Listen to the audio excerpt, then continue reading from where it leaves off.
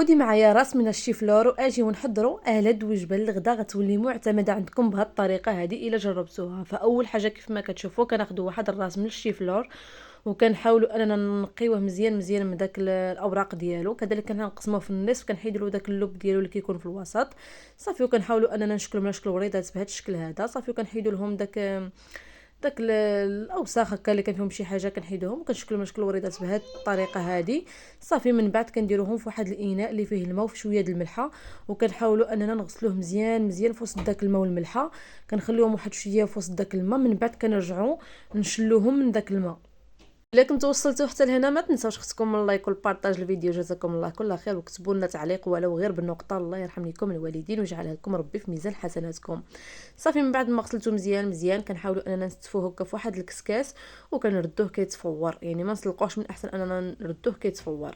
صافي غادي ناخذ هنايا واحد الخمسه الحبات ديال الطماطم اولا مطيشه اللي كنغسلوهم صافي، كنقسموهم هكا على 4 وكنديروهم في واحد الطنجره اولا كاسرونه، يعني ماشي ضروري طنجره، المهم غير شي كاسرونه هكا فين غادي نردوها كتسلق، كنضيفوا عليها واحد الغراف ديال الماء اولا شي كاس كبير هكا ديال الماء صافي، كنردوها كتسلق، كنخليوها حتى كتسلق لينا مزيان.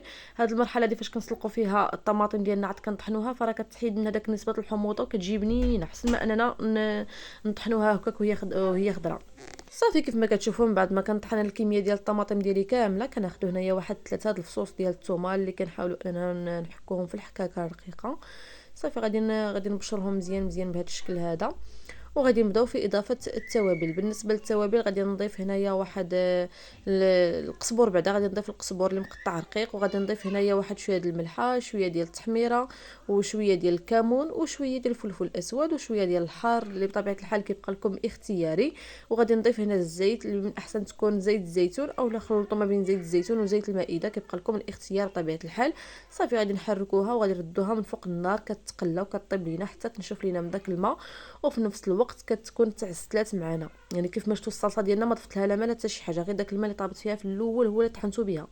صافي هنايا كتكون الصلصه ديالي طابت وتعسلات معايا، كناخذوا الصحن ديال التقديم صافي، كنحاولوا اننا نديروا واحد الكميه من الصلصه في الصحن كيف ما كتشوفوا صافي. وغادي نبداو كناخذوا هنايا داك الشيفلور من بعد ما تصفور، ملي كيتفور كنطفي عليه وكنخليه كيستقطر واحد شويه، يعني كينشف واحد شويه حيت كنديروه هكا كنرافقوه بلاصوص كيف ما شفتوا. كنحاولوا ان نهزو داك الوريضات ديالنا ونديروهم فوق داك لاصوص بهذا الشكل هذا، فراه كيطيب وفي نفس الوقت ما كيتعجنش معنا صافي. وكنحاولوا اننا نوليو نديرو طبقه ثانيه من لاصوص كنسقيوه مزيان مزيان بداك لاصوص كيف ما كتشوفوا، ومن بعد كنقدموه. فراه هاد الوصفه هذه صراحه الله كتجي بنينه، من نهار اللي جربتها وانا عندي معتمده.